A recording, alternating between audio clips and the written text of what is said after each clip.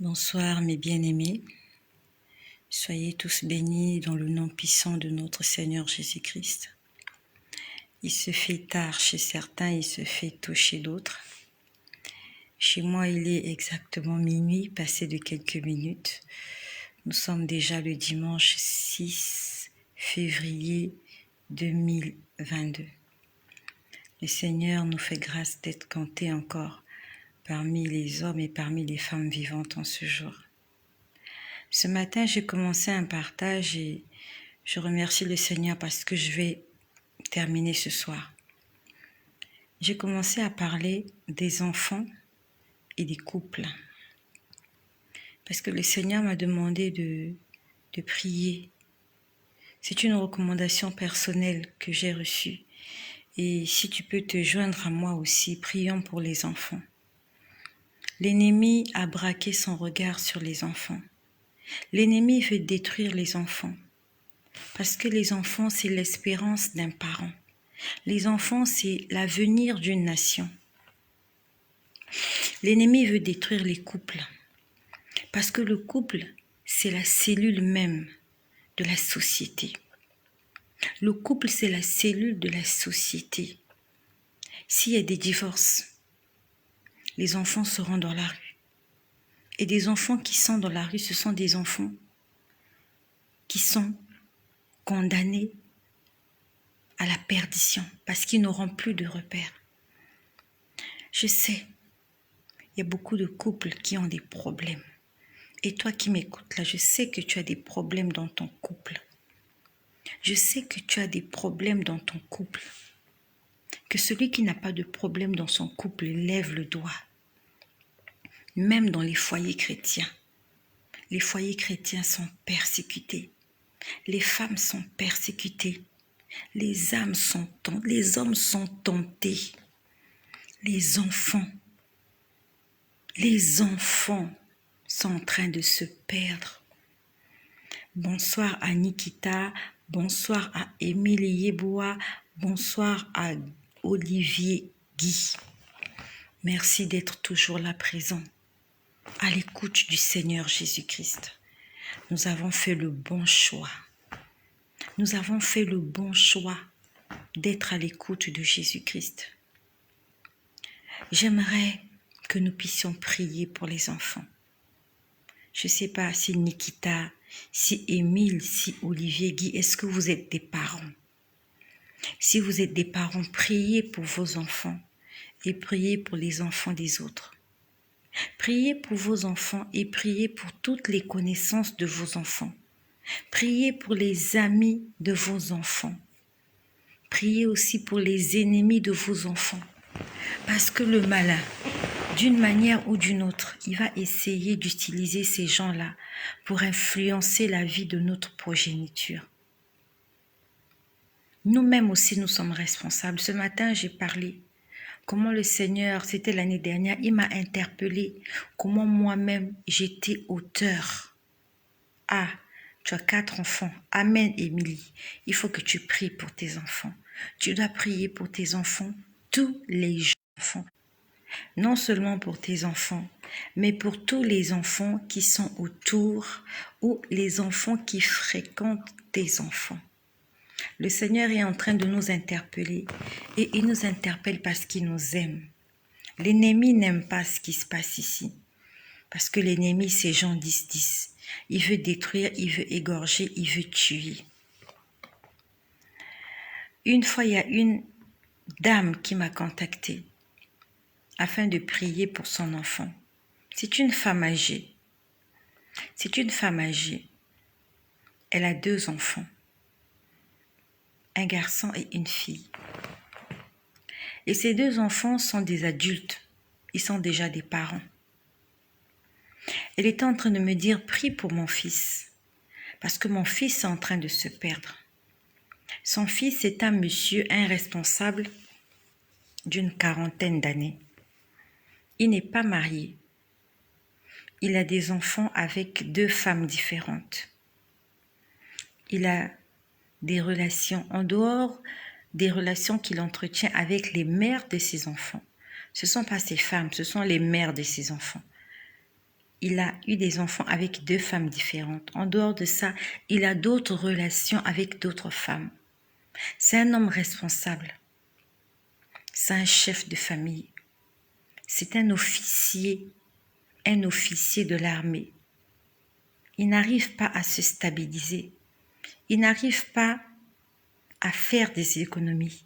Il n'arrive pas à faire quelque chose de concret. Et cette maman-là, quand elle m'a contactée, elle me dit, prie pour mon fils. Elle dit, je ne comprends pas. Je lui prodigue des conseils, il n'écoute pas. Elle dit, j'ai l'impression qu'il rêve, qu'il ne voit pas le lendemain. Dans quelques années, il aura 50 ans. Il ne s'est jamais acheté même une parcelle de terrain. Il vit encore chez sa mère. Sa mère le loge dans sa parcelle. Il est d'une immaturité incroyable. Mais c'est un officier de l'armée. Sa mère m'a dit, prie pour mon fils. Parce que je ne comprends pas de quel esprit est animé mon fils. J'ai prié pour son fils. Ça fait qu'il y a quelques années de cela déjà. J'avais prié pour son fils. Et pendant que je priais pour son fils, j'étais en train de voir sa maison. Il y a l'Esprit de Dieu qui me disait que l'influence négative qu'il y a sur son fils, c'est elle-même qui l'a causée. Il s'est passé tellement de cérémonies dans la maison de cette femme. C'est une mère, c'est une grand-mère. Et aujourd'hui, elle veut que les choses changent. Elle est en train de prier pour que ses enfants réussissent. Ses enfants ont grandi, ses enfants ont réussi. Professionnellement parlant, ses 2 enfants travaillent. Ces 2 enfants, Dieu leur a fait grâce d'être des parents. Donc c'est une grand-mère. Mais seulement elle est inquiète pour son fils parce qu'elle ne voit pas la maturité dans son fils. Son fils se comporte comme un petit garçon. Le Seigneur est en train de me révéler qu'il s'est passé tellement de choses dans la maison de cette femme. Il y a eu tellement de cérémonies. Il y a eu tellement de sorcellerie. Il y a eu tellement de fétichisme qu'elle a fait. Et tous ces esprits-là sont en train d'influencer la vie de son enfant. En fait, on va dire que l'échec de son enfant, elle est à l'origine de l'échec de son enfant. Cet enfant a réussi dans les études, puisqu'il travaille aujourd'hui, mais il a une vie instable. Le Seigneur me disait, tout ce qu'elle a fait a impacté négativement la vie de ses enfants. Elle a amené ses enfants dans des lieux de prière. Elle a fait des cérémonies croyant. En fait, elle croyait faire des bonnes choses. Vous voyez, vous allez voir un féticheur, un charlatan, vous allez solliciter des prières chez des gens, vous allez faire des sacrifices au nom de vos enfants, vous prenez les photos de vos enfants, vous amenez quelque part, vous demandez aux gens de prier. Elle a fait ça, et aujourd'hui, son fils est en train de payer de tout ce qu'elle a fait. Pas chez une seule personne. Elle a contacté beaucoup de personnes. On va dire que c'est un cocktail meurtrier qu'elle a fait. C'est un mélange qui n'a pas de nom. Donc, chaque personne qu'elle avait contactée, prie pour mon fils, prie pour ma fille, prie pour mon fils. Donc, chacun, avec les esprits qui les accompagnent, ont influencé négativement la vie de ses enfants. Le Seigneur est en train de nous interpeller aujourd'hui.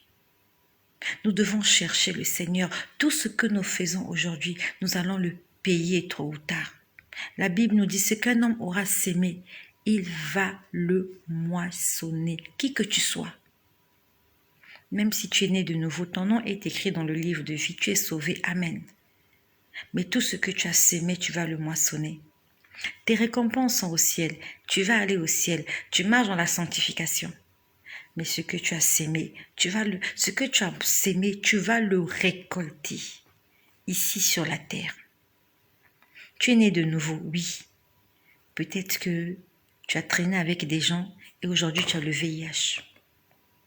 C'est pas parce que tu as donné ta vie à Jésus que forcément Dieu va te guérir du VIH. Dieu peut te guérir, il peut opérer un miracle, comme il peut ne pas te guérir. Aujourd'hui, tu as cru en Jésus. Tu as donné ta vie à Jésus, tu es baptisé. Tu vas à l'église, tu suis Dieu. Mais si dans ta vie passée, je parle à mes sœurs, tu as fait des IVG. IVG, c'est interruption volontaire de grossesse. IVG, c'est avortement. IVG, c'est curettage. C'est pas parce que tu as donné ta vie à Jésus que d'office tu es devenue une femme féconde. Tu es stérile, tu es toujours stérile. Tu étais jeune, tu as fait des erreurs dans ta vie, tu n'allais pas à l'école. Tu fuyais l'école, tu as fait la pagaille, tu séchais les cours. Et aujourd'hui, c'est pas parce que tu as donné ta vie à Jésus que tu vas devenir un homme intelligent ou bien tu auras des diplômes. Tu les as déjà manqués, tu les as ratés. Tu es au chômage parce que tu fuyais l'école. Aujourd'hui, oui, tu es sauvé, tu as donné ta vie à Jésus, oui. Mais le fait que tu aies fui l'école, le fait que tu n'aies pas poursuivi tes études, voilà comment tu es au chômage. Tu n'arrives pas à trouver un travail. Tu n'arrives pas à subvenir à tes besoins. Parce que dans ta jeunesse, tu as fait des choses qui aujourd'hui sont en train de te poursuivre. Ce qu'un homme aura sémé, il va le moissonner. Aujourd'hui, tu es chrétienne née de nouveau, tu es peut-être évangéliste, tu es pasteur ou je ne sais pas quoi. Dans ta jeunesse, peut-être que tu t'es décapé la peau. C'est quoi se décaper la peau? Utiliser des produits éclaircissants. Peut-être que tu as fait le décapage de la peau à outrance. Aujourd'hui, il y a des impacts indélébiles sur ton corps. Tu as des plaques sur ton visage. Ce n'est pas ta nouvelle naissance qui va changer ton visage. Ton visage va rester comme ça. Tu as des plaques parce que tu as utilisé des produits éclaircissants. Aujourd'hui, quand on te voit, on sent que tu as utilisé des choses et tu es en train de regretter. Tu regrettes, oui, mais ce que tu as sémé, tu es en train de le moissonner. Quand on te regarde, on peut se rappeler, en fait, on peut reconnaître en toi ce que tu as fait dans ta jeunesse. Ce que nous sémons, nous allons le moissonner. J'aimerais parler aux parents, aux jeunes filles qui sont là. Le Seigneur aujourd'hui est en train de vous parler. Attention, jeunes filles. Aujourd'hui, je suis le témoignage que Jésus-Christ est amour et il est vivant. Parce que j'ai commis beaucoup de choses dans ma vie. J'ai commis beaucoup d'erreurs dans ma vie. Beaucoup d'erreurs dans ma vie. Et si je suis toujours en vie, c'est parce que Dieu a eu pitié de moi. Raison pour laquelle je n'arrive pas à me taire. Parce que quand je regarde mon passé, quand je regarde le rétroviseur,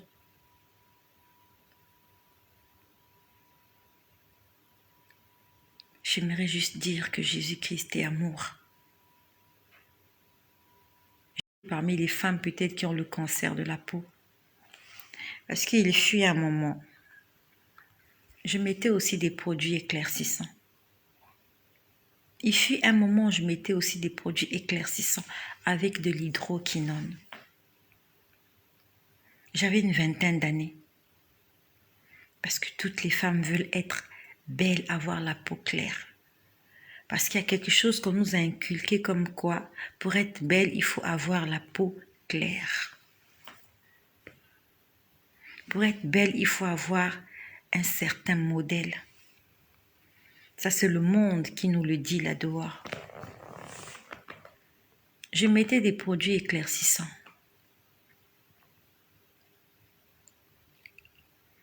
Et un jour, j'ai commencé à voir une petite plaque.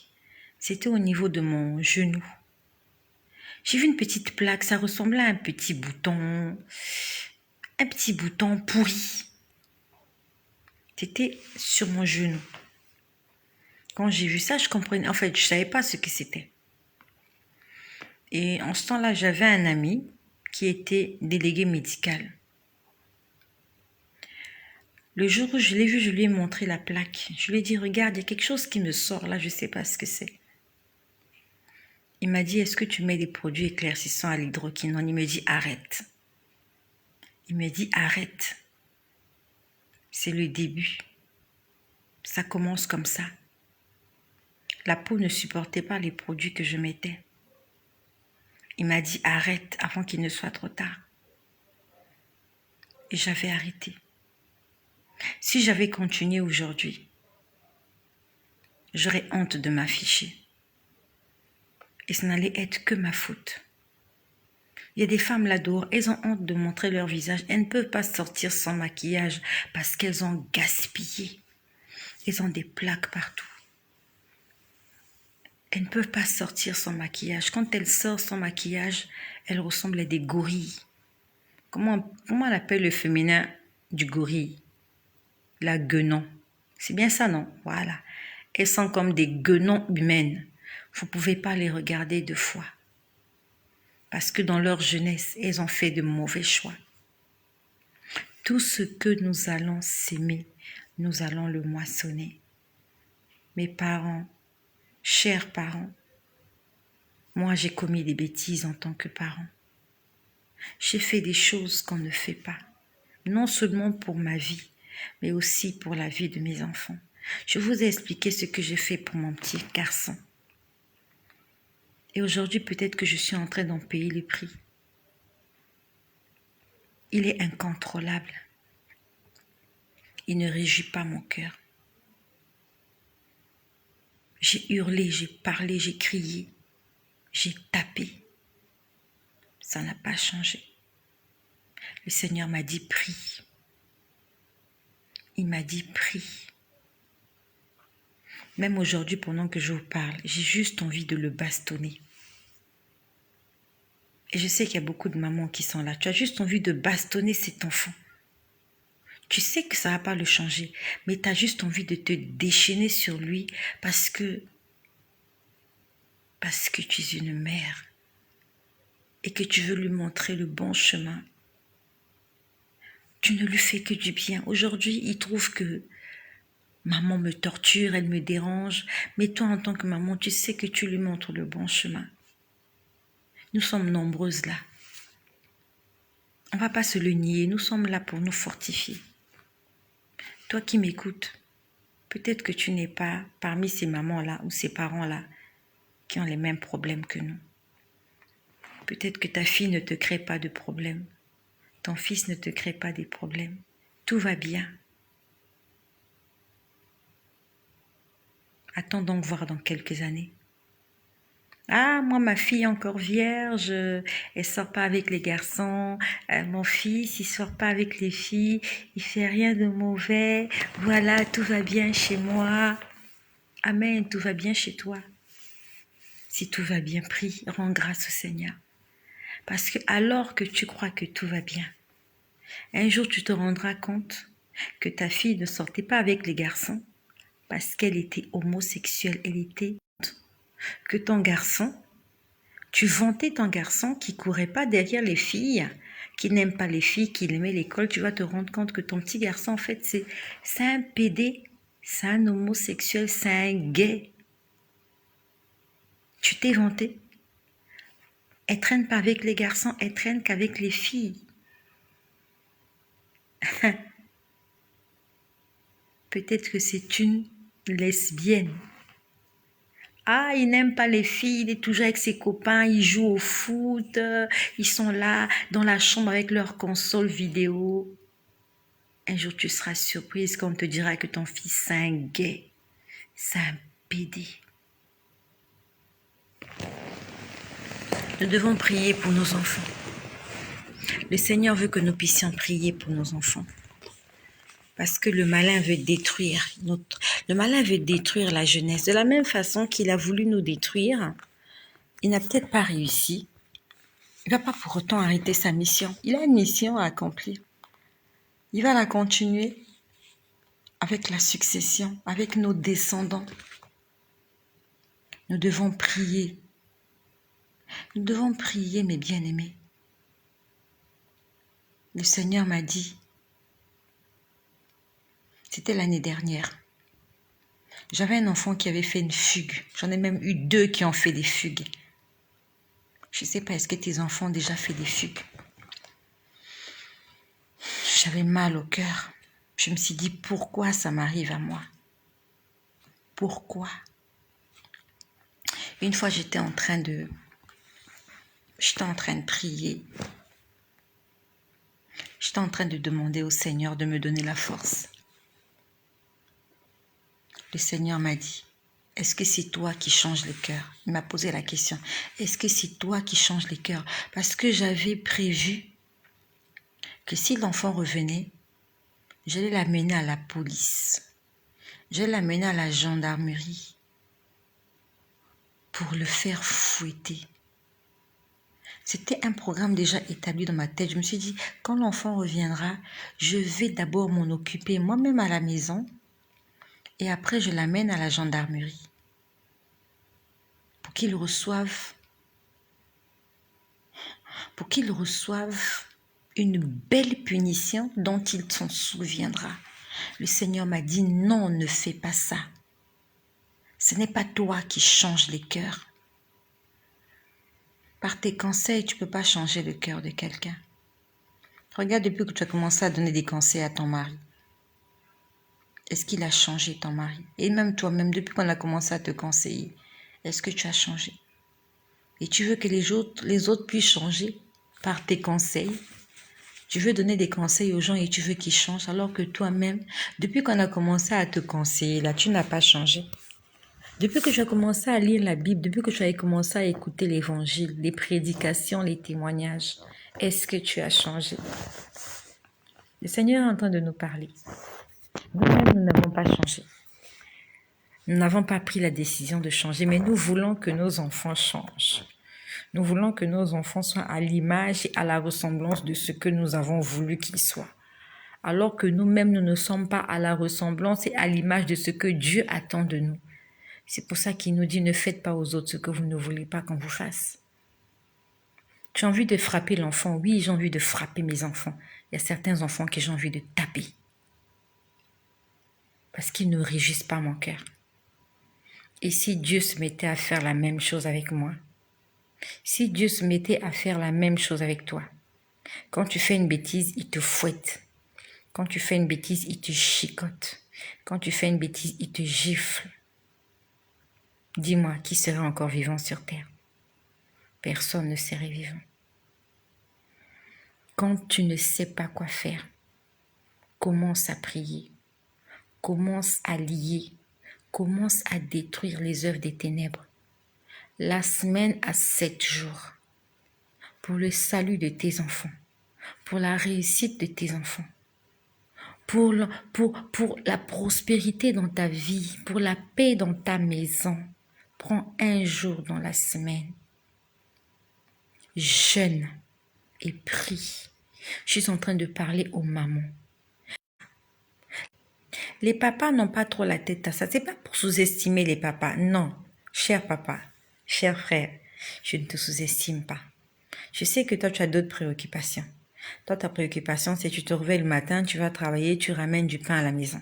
C'est ça ta préoccupation. Les mamans, elles ont d'autres préoccupations.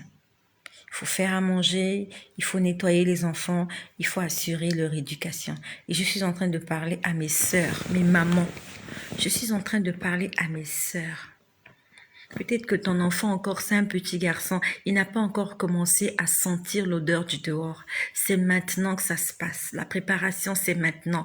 N'attends pas l'âge de l'adolescence pour commencer à prier et à jeûner pour lui. Commence à le faire dès maintenant. Commence à déposer une sémence positive par tes jeûnes, par tes prières. Sinon, nous allons perdre nos enfants. Nous allons les perdre. Moi, je ne sais pas. Si Dieu t'a révélé ce que le diable a contre tes enfants, moi je sais ce qu'ils ont contre mes enfants. Je sais ce qu'ils veulent faire de mes enfants. Je vous l'ai déjà dit. Mon petit garçon, on veut faire de lui un brigand pour qu'il termine sa vie en prison. J'ai l'une de mes filles, on veut faire d'elle une sorcière et je sais qui veut faire ça. Je sais, je connais les gens qui veulent faire ça. Et à l'autre, on veut carrément la tuer. On veut qu'elle meure. Je sais qui veut faire ça. Je les connais. Mais mon combat, il est spirituel. C'est pas en allant voir ces gens-là que ça va changer. Non. Je connais mon ennemi. Et qu'est-ce que je fais? Je me revêts des armes spirituelles. Je porte les armes spirituelles et je vais au combat. Avec les armes spirituelles, avec la parole de Dieu et avec ma foi. Parce que le combat n'est pas physique. C'est pas physique, c'est spirituel. La sorcellerie, c'est pas physique, c'est spirituel. Je peux dire à l'enfant, non, dans la nuit, ne mange pas, ne mange pas. Comment dire à un enfant de ne pas manger la nourriture la nuit? Surtout si on lui présente ce qu'elle aime. Si elle aime manger du poulet, elle va manger le poulet la nuit. Si elle aime manger du chocolat, elle va manger du chocolat la nuit. Pendant que toi, tu dors dans une pièce. L'enfant dort dans l'autre pièce. On est en train d'initier ton enfant à la sorcellerie parce que toi, tu n'as pas l'esprit d'éveil. Et il y a beaucoup de parents comme ça. Ton enfant est déjà un sorcier. Tu n'es pas au courant. Ta fille est déjà une sorcière. Tu n'es pas au courant. Parce que toi, quand tu dors la nuit, tu ronfles. L'enfant sort, va faire des délires, revient le matin, tu n'es pas au courant. Et c'est quand tu vas commencer à saccager les gens dans la famille, c'est là où toi tu vas te réveiller, ça sera trop tard. Le combat sera plus difficile, commence à combattre dès maintenant. Ça se passe maintenant. Attention mes bien-aimés. Je vous ai dit la dernière fois, une fois, j'ai vu 2 chiens venir chez moi la nuit. 2 chiens venir chez moi la nuit. Ils étaient venus chercher ma fille. Moi, je les voyais sous forme de chiens. Ils sont venus. Il y a un chien qui est resté dehors. Il y a un chien qui est entré dans la maison et qui a pris ma fille. Et je les voyais dehors en train de jouer. Ma fille, elle a fait un rêve. On a des chiens à la maison. On a toujours eu des chiens à la maison, ça fait longtemps déjà. Donc les enfants sont accoutumés, les enfants aiment les chiens. Mais dans leurs rêves aussi, ils rêvent les chiens. Ça m'arrive comme ça les arrive quand ils viennent. Ah maman, j'ai rêvé qu'on était en train de se promener avec les chiens. Donc elle, quand elle rêve les chiens, elle se dit qu'elle est en train de rêver les chiens de la maison. En fait, elle ne rêve pas les chiens de la maison, elle rêve les sorciers. Et moi, la maman, comme j'ai une certaine révélation, le Seigneur est en train de me dire, c'est pas les chiens qu'elle a rêvé, c'est 2 de ses amis sorciers qui sont venus sous forme de chiens. Et elle, comme elle aime les chiens, elle a cru que c'était les chiens de la maison et elle est sortie avec eux pour jouer. Mais ils ne sont pas sortis de la parcelle, ils sont restés dans la parcelle. Le Seigneur n'a pas permis qu'elles sortent de la parcelle. Nous devons nous réveiller. Le Seigneur le fait, c'est pour notre bien. Dieu, il est au ciel, il est 3 fois saint. C'est toi et moi, nous sommes toujours sur la terre, nous devons nous battre.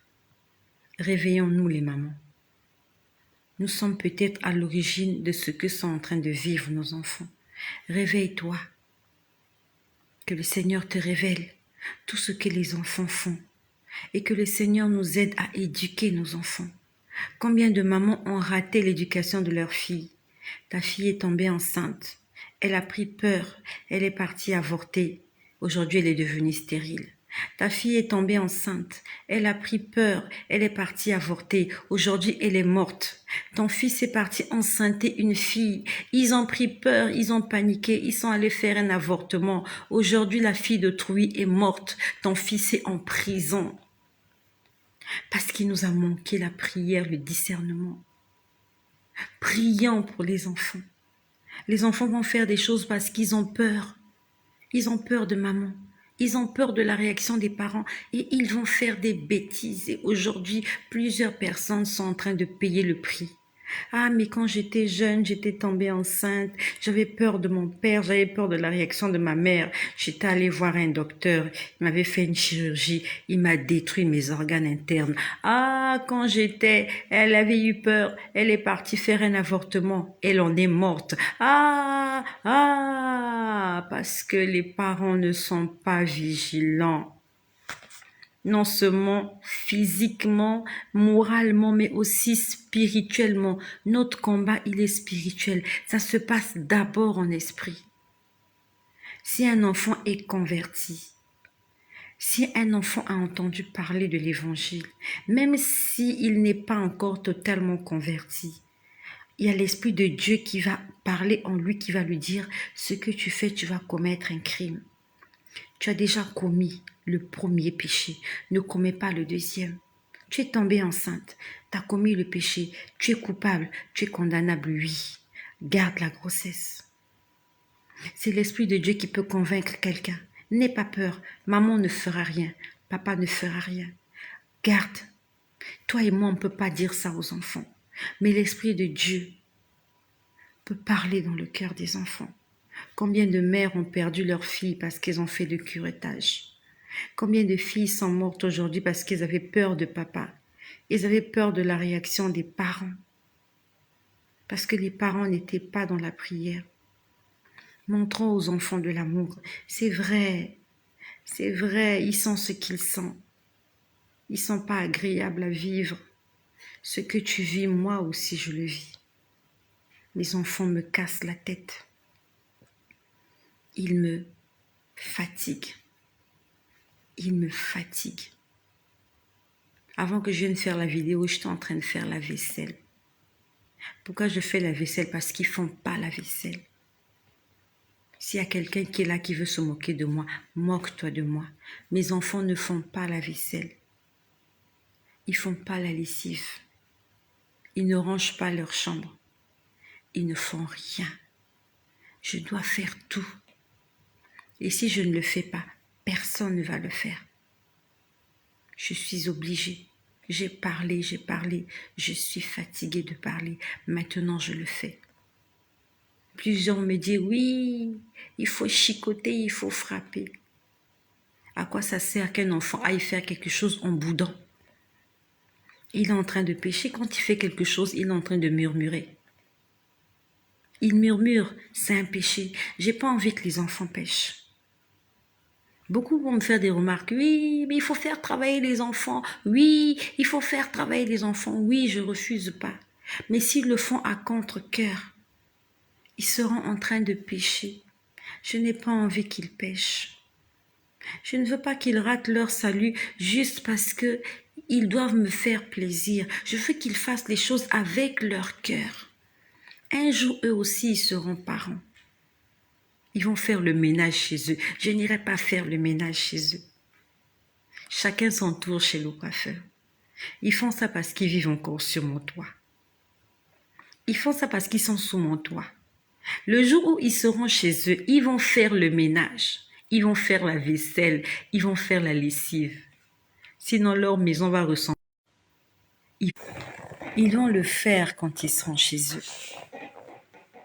Aujourd'hui, c'est mon tour. Un jour, je vais me reposer moi aussi.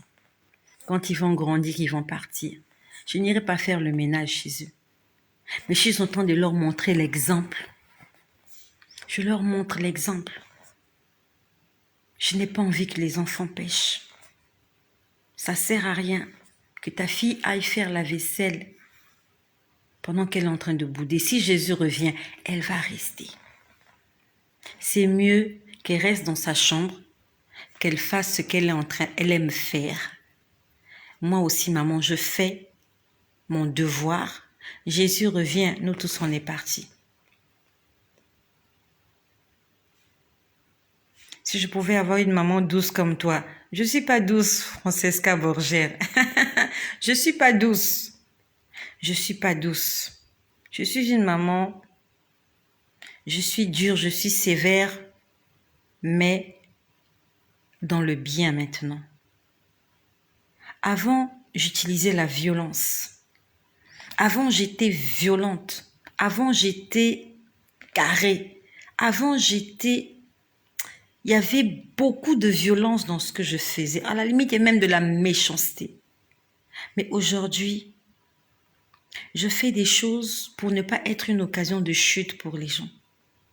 Je ne veux pas être une occasion de chute pour les gens. Qu'un enfant fasse quelque chose parce qu'il boude, non, je ne veux pas. Je fais ma part. Je fais la lessive, je fais la vaisselle. C'est comme ça, c'est comme ça. Il ne nettoie rien. Et là encore, il y a tout à l'heure quelqu'un qui est passé là avec des pieds sales. Il faut que je passe la serpillière avant d'aller dormir. Et demain matin, quand je me réveille, même si je balaye là, je ne sais pas qu'est-ce qu'ils font la nuit. Le matin, je dois balayer encore. Je dois laver. Je dois nettoyer. Je sais qu'il y a un Dieu là-haut qui voit ce que je fais. Et un jour, il va me récompenser. Parce que j'aurai fait mon travail de mère. Je n'aurais pas été une occasion de chute pour mes enfants. Je prie pour eux. Je leur montre le chemin à suivre. Mais je ne leur demande pas de faire des choses à l'encontre de leur volonté. La Bible dit, tout ce qui n'est pas fruit de la conviction est un péché. Ça veut dire quand tu fais quelque chose avec deux cœurs, c'est pas bon. Tu dois faire quelque chose avec ton cœur. La Bible nous dit que ton oui soit oui, que ton non soit non. Et comme les enfants ne peuvent pas dire non comme les enfants ne peuvent pas dire non aux parents, ils font des choses en boudant. Ils font des choses en boudant et c'est pas bien. Les enfants doivent faire les choses avec leur cœur. Ah maman, on veut laver ta voiture. Ok, lavez ma voiture. Puisque c'est venu de vous-même, lavez la voiture. Ah maman, est-ce qu'on peut faire la vaisselle? Faites-la. Mais tu ne dis pas aux enfants, allez laver la voiture là. Et pendant qu'ils sont en train de nettoyer ta voiture, qu'ils sont en train de fiasser, elle me prend pour son chauffeur. Elle me prend pour son gardien. Elle me prend pour son laveur de voiture. L'enfant est en train de pécher. Je n'ai jamais demandé à mes enfants de laver ma voiture. Jamais. Je ne leur ai jamais demandé de venir laver les assiettes que moi j'ai salies. Jamais. Je ne leur ai jamais demandé de venir balayer ma chambre. Jamais.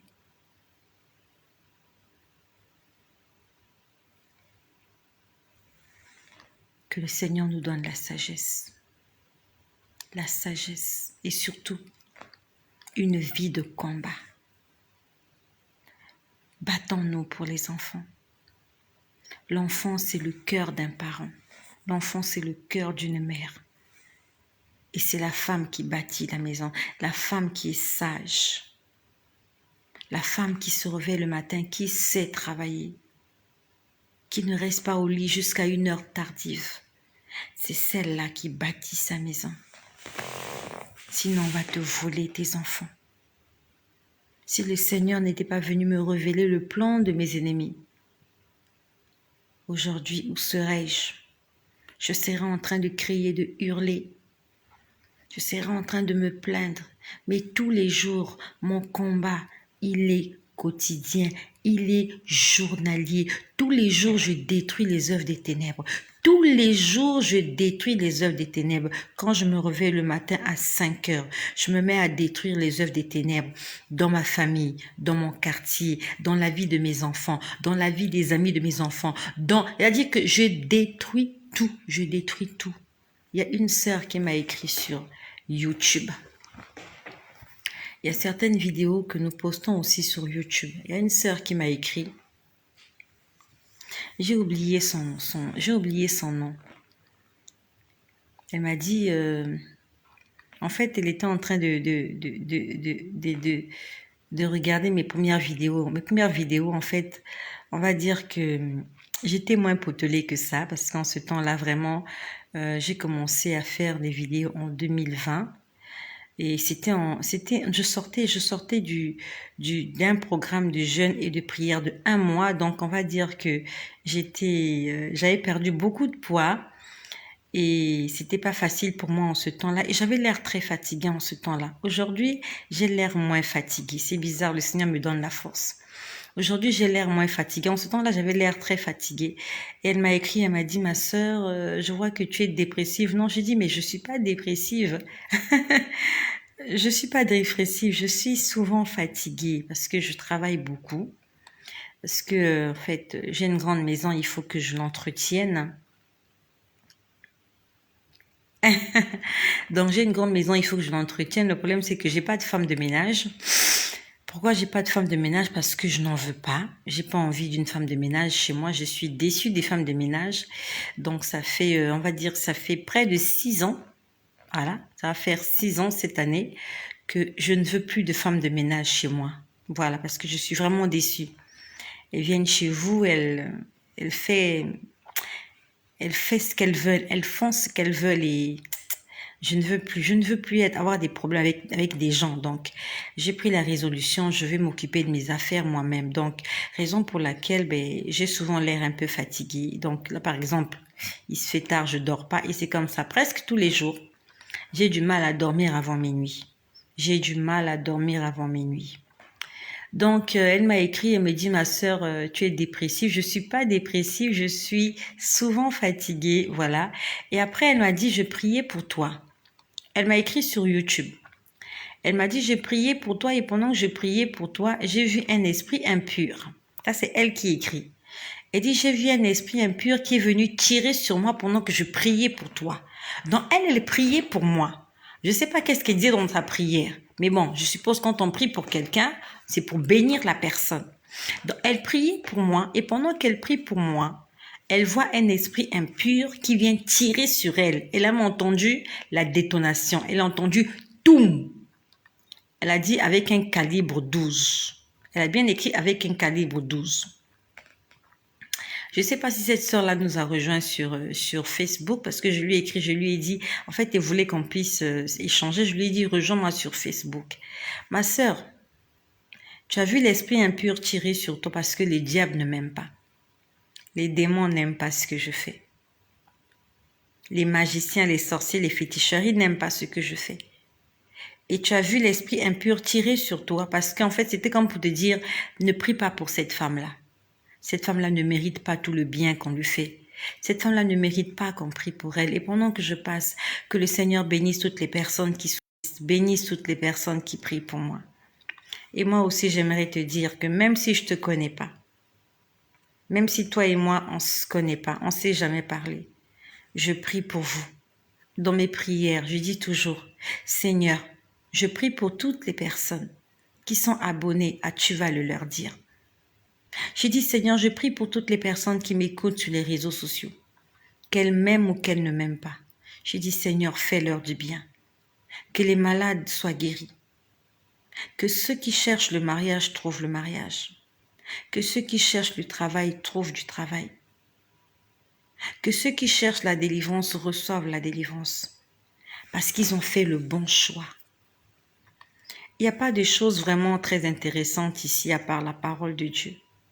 Merci pour toutes les personnes qui prient pour moi. Donc, ça peut arriver que toi aussi tu pries pour moi, que tu sois, comment je peux dire ça, qu'ils essayent de te menacer, qu'ils essayent de t'intimider. C'est tout à fait normal. Le diable ne veut pas qu'on vous priez pour moi parce qu'il n'aime pas ce que je fais. C'est tout simple.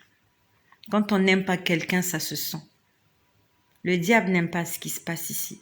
Raison pour laquelle les vidéos coupent n'importe comment, et des problèmes de connexion, ainsi de suite. Mais le Seigneur est au contrôle. Le Dieu que je prie, il est au contrôle. Satan n'aime pas ce que je fais. Quand j'ai commencé avec cette chaîne, il m'a dit, si tu continues, tu vas mourir. Je suis toujours en vie parce que ma mission n'est pas encore terminée. J'aimerais parler à un couple. Le Seigneur m'a parlé d'un couple, nous sommes samedi, c'était hier vendredi. J'envoie un message à un couple. Tu vis en couple. Merci à toutes les personnes qui prient pour moi. Que le Seigneur vous bénisse. Soyez tous bénis. Oui, prions pour tous les pays. Prions pour les pays du monde entier. Prions pour les pays du monde entier. Alors, pendant que... merci Anthony pour ce que tu as écrit. Parce que pendant que tu parles, ça me revient. Je vois tellement de choses. Il y en a d'autres que j'écris, d'autres que je n'écris pas. Merci d'avoir parlé des pays. Pendant que je parle des pays, c'était avant-hier, pas hier. Hier, c'était vendredi soir. Non, c'était jeudi soir. Jeudi soir, j'étais juste là, assise sur mon lit. J'étais assise sur mon lit. Je dormais pas. J'ai vu un champ. J'ai vu un champ. Champ. C-H-A-M-P. C'était un champ, c'était comme un champ de blé ou un champ de maïs. Ça ressemblait vraiment à du blé ou du maïs. Mais j'ai vu ce champ-là, il était sec. En fait, quand je dis qu'il était sec, en fait, c'est comme s'il y avait la sécheresse. Et que toute la récolte était perdue. Toute la récolte était perdue. En fait, il n'y avait plus rien à manger. C'était un vaste champ. Ça s'étendait sur un grand espace, sur des hectares. Et j'ai vu ce champ-là sec. La récolte était détruite. C'est comme lorsque les criquets ont envahi un champ. Voilà, ça se passe souvent dans les pays africains. À une certaine période, il y a des criquets qui viennent envahir les plantations et ils mangent toutes les récoltes. Ça ressemblait à ça. Vraiment, je voyais les plantes étaient mortes. Les plantes étaient mortes. Je ne sais pas vraiment ce que ça signifie. Mais ça veut juste annoncer qu'il y aura des moments difficiles. Nous allons vivre des temps difficiles. Nous allons vivre des temps difficiles. Nous devons vraiment prier. Vraiment. J'ai vu la sécheresse. Est-ce que c'est pour un pays? Est-ce que c'est pour un continent? Est-ce que c'est pour, je ne sais pas, mais j'ai vu la sécheresse. Donc j'aimerais que nous puissions lier la sécheresse dans nos vies. Le Seigneur nous... J'avais complètement oublié que j'avais vu ça. Merci à mon frère Anthony Proudet qui a parlé des pays. Merci bien. Donc nous allons prier. Nous sommes aussi des intercesseurs. Nous sommes là pour écouter la voix de Dieu et pour prier. Nous allons prier contre la sécheresse. La sécheresse dans nos vies. La sécheresse dans notre vie spirituelle. La sécheresse dans nos maisons. La sécheresse dans nos pays. La sécheresse dans nos entreprises. La sécheresse dans nos projets. Dans notre continent. Nous allons prier contre la sécheresse, contre l'esprit de sécheresse. Quand il y a la sécheresse, il n'y a pas à manger. Quand il n'y a pas à manger, il y a la famine. Quand il y a la famine, il y a des morts.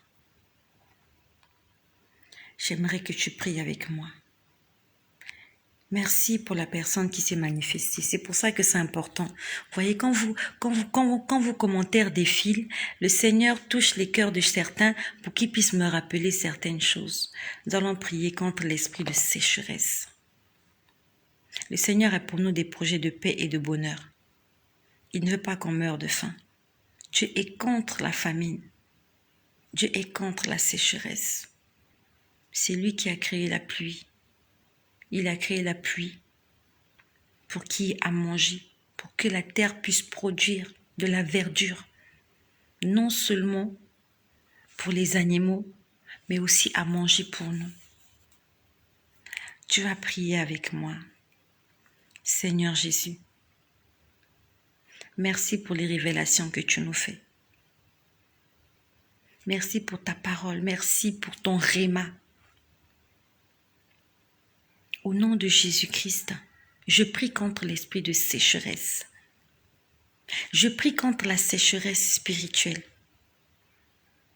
Je prie contre la sécheresse à tous les niveaux dans ma vie, dans ma famille, dans ma belle famille, dans mes entreprises, dans mon travail, dans ma santé, dans ma vie spirituelle, dans l'église, dans la ville où je suis, dans le pays où je suis, dans tous les continents, dans les écoles, dans les marchés, dans les administrations.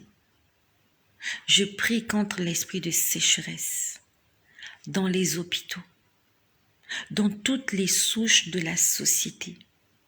Je lis l'esprit de sécheresse et j'appelle la pluie, une pluie abondante qui produit, qui permet à la terre d'être fertile. Au nom puissant de Jésus, j'appelle la pluie, que la pluie tombe dans ma vie, dans la vie de mes enfants, dans la vie de mon mari, dans ma famille, dans mon pays. Seigneur, que la pluie tombe. Manifeste-toi puissamment, au nom puissant de Jésus. Prie contre l'esprit de sécheresse. Prions contre la sécheresse. Nous refusons la sécheresse. Nous disons non à la sécheresse. Au nom puissant de Jésus, s'il y a la sécheresse, qu'est-ce que nos enfants vont manger? Qu'est-ce que nos enfants vont manger, même si nous avons fait des provisions dans notre congélateur? Nos provisions tiendront combien de temps? Les provisions tiendront combien de temps? S'il y a la sécheresse, combien de temps tiendront les provisions qui seront dans nos maisons? Que la main de l'Éternel soit sur le monde. Dieu ait pitié de nous. Que le Seigneur ait pitié de nous. Le diable veut détruire l'humanité. Le diable veut détruire le monde. Le diable veut du sang. Il veut la mort des hommes. Mais toi et moi, nous allons nous lever pour combattre contre toutes les forces des ténèbres. Car nous avons reçu un mandat. Nous avons reçu un mandat. Jésus-Christ avait envoyé 70 de ses disciples, 2 à 2, aller prêcher l'évangile. Et on nous dit, quand ils sont revenus, ils ont dit au Seigneur Jésus, même les démons nous sont soumis. Jésus leur a dit, ne vous réjouissez pas de ce que les démons vous sont soumis, mais réjouissez-vous de ce que vos noms soient écrits dans le livre de vie. Jésus leur dit, je voyais Satan tomber du ciel comme un éclair. Voici, je vous ai donné le pouvoir de marcher sur la puissance de l'ennemi, d'écraser la tête du serpent et du scorpion, et rien ne pourra nous vous nuire. Rien ne pourra nous nuire. Satan ne va pas nous nuire. Satan ne va jamais nuire à ma maison, même s'il est en train de s'aimer le tumulte. Satan, tu as menti. Dès le commencement, tu as toujours menti. Depuis le jardin d'Éden, tu as menti. Même quand tu étais au ciel, Satan, tu mentais. Tu as menti aux autres anges que toi, tu pouvais devenir Dieu.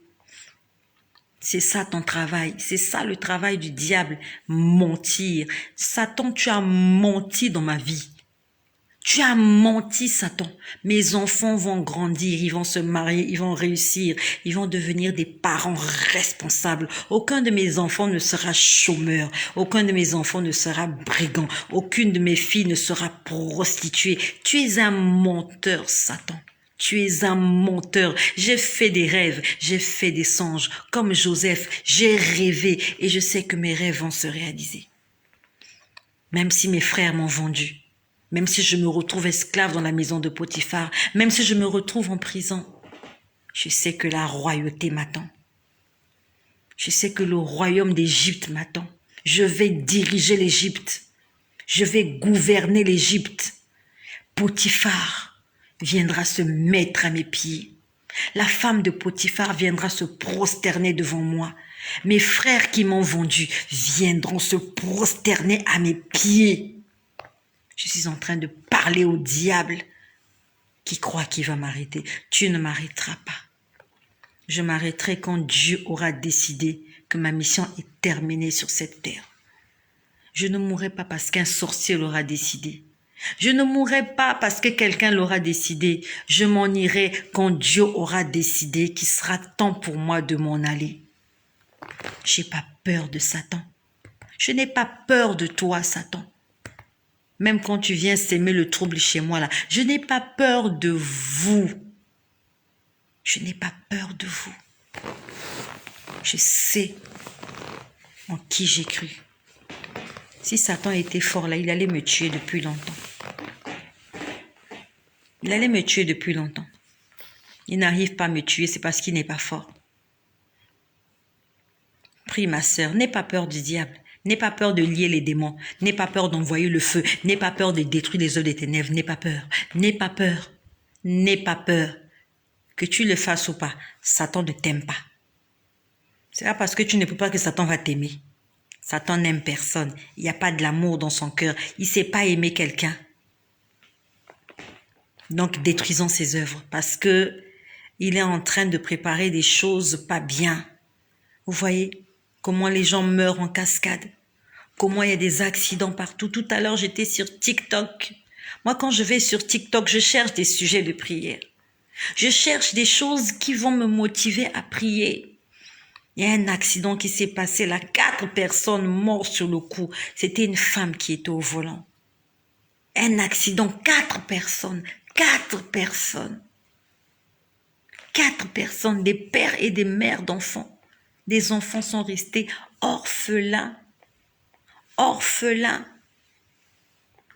Orphelins. Détruisant les œuvres des ténèbres. Donc j'étais en train de parler à un couple. Le Seigneur me l'a montré hier. Non, pas hier, avant-hier. Hier vendredi. Je crois que c'était hier vendredi. Pendant ma pause déjeuner, pendant que j'étais en prière. C'était hier. J'ai vu un couple. Vous êtes mariés. Vous êtes mariés. Vous avez des enfants. Alors, qu'est-ce que je vois? Je vois que le monsieur a pris le sac de la femme. Il a pris le sac de la femme et il a pris l'enfant. Donc, j'ai vu un homme prendre le sac de madame. Il a pris le sac de la dame et il a pris l'enfant. Il est parti en voiture. En fait, au départ, je ne comprenais pas la scène. C'est après que le Seigneur me l'a expliqué. Il a pris le sac de la dame, le sac à main de la dame. Et il a pris l'enfant. L'enfant, c'était une petite fille. Vous avez une petite fille. Il est parti avec l'enfant. Il faisait nuit. Et quand il est parti, en fait, son but, c'était, il veut te prendre l'enfant. Il veut prendre l'enfant. Et il a pris ton sac pour fouiller dans tes affaires. Il veut trouver comment on appelle ça?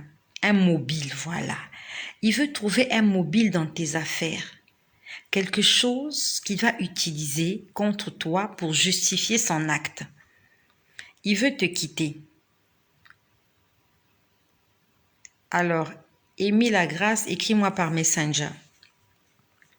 Pour ceux qui veulent m'écrire, écrivez-moi par Messenger. Écrivez-moi par Messenger. Si vous entrez dans la page, il y a un endroit où vous voyez Messenger, vous écrivez sur Messenger. Donc, cet homme-là veut te quitter. Cet homme-là, c'est ton mari. Vous êtes mariés. Il veut te quitter.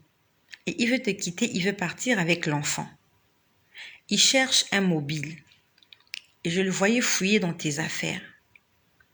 Il a pris ton sac pour trouver une raison de te quitter.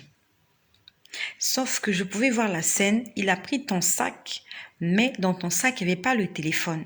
Parce que lui, en fait, il veut fouiller dans ton téléphone, il veut trouver des preuves contre toi dans ton téléphone.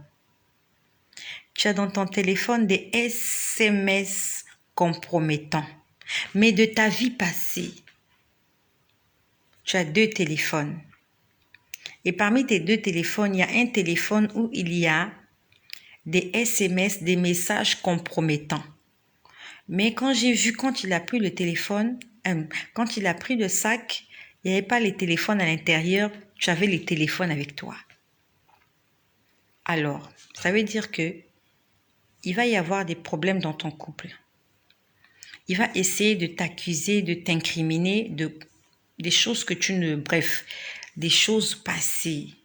Mais ça sera juste pour lui une raison de partir. Alors, ça ne vient pas de lui. C'est pas lui qui fait ça. C'est sa famille.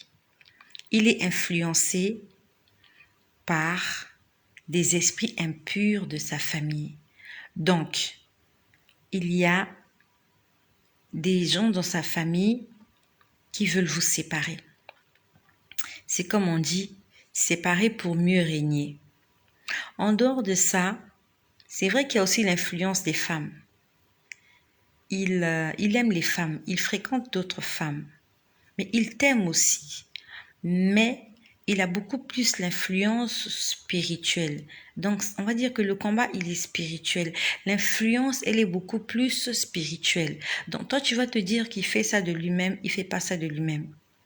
Ce sont les membres de sa famille qui sont des sorciers, qui sont en train d'influencer négativement sa vie pour vous séparer. Pourquoi ils veulent vous séparer?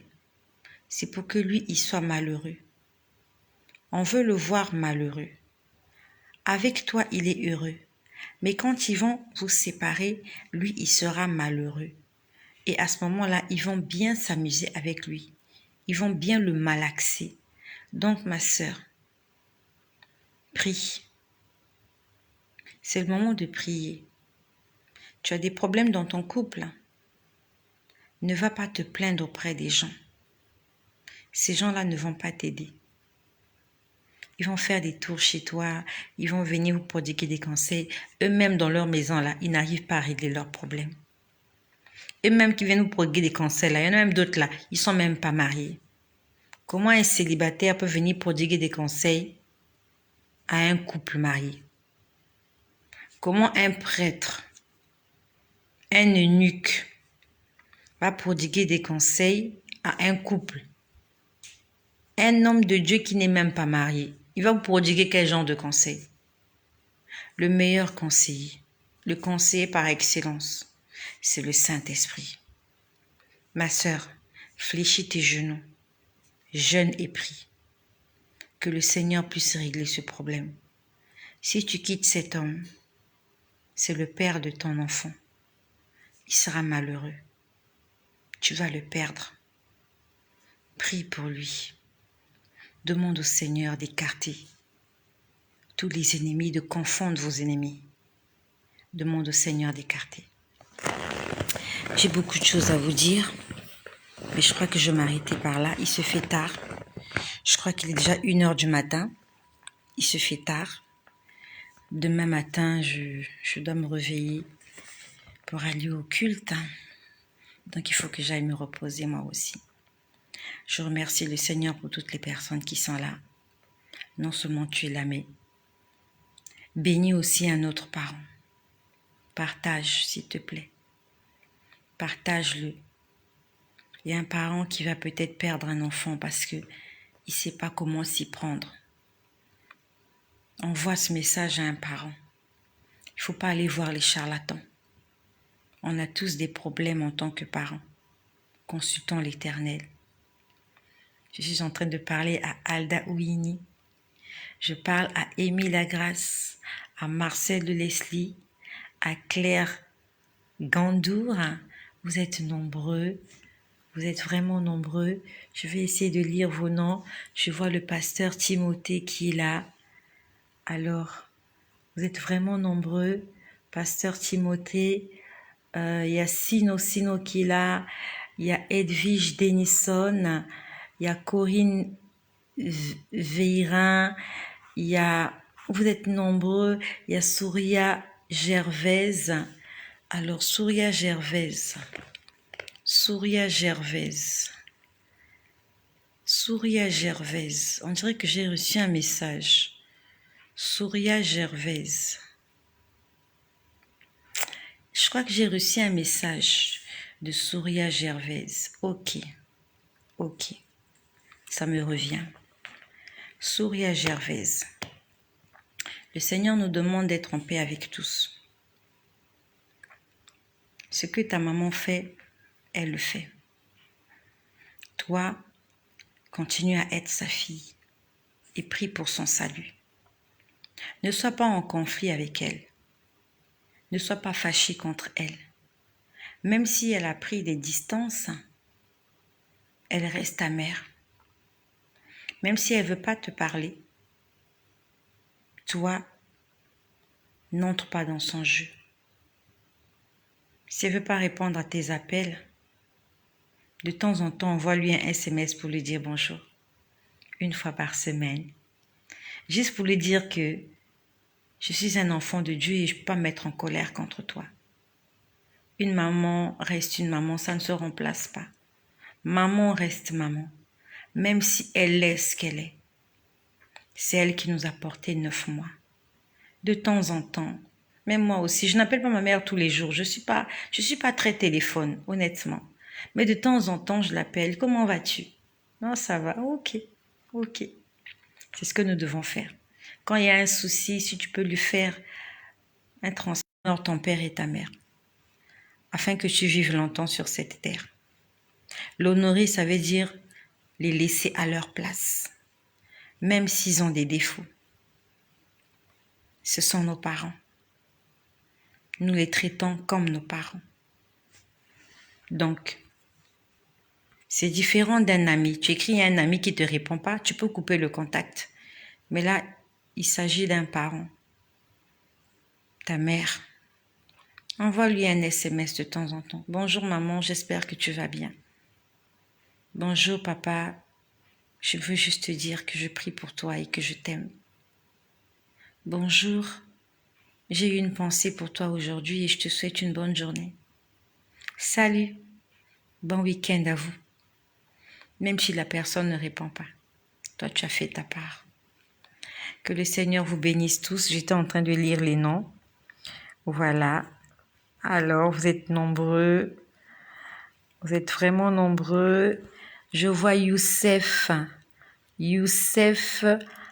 Aouchiche. C'est un nouveau nom. Bienvenue Youssef Aouchiche. Alors, je vois beaucoup. Ouais, mon frère Olivier Guy qui est là. Émilie Bois. Voilà, vous êtes nombreux, nombreuses. Merci de partager, s'il vous plaît. Nous allons bénir aussi les autres. Ils ont besoin d'entendre ça. Si le Seigneur nous donne des secrets, ne gardons pas ces secrets pour nous. Il y a une maman quelque part qui est là, qui a besoin d'entendre ces choses-là. Soyez tous bénis. Et surtout, n'oublie pas de lire ta Bible avant de dormir ce soir. N'attends pas d'être au lit pour lire ta Bible, sinon tu vas t'endormir. Lis ta Bible maintenant. Je vois Nikita. Tout à l'heure, j'ai vu Ouedraogo. Oh, ça a défilé, ça a disparu. J'ai vu Ouedraogo tout à l'heure.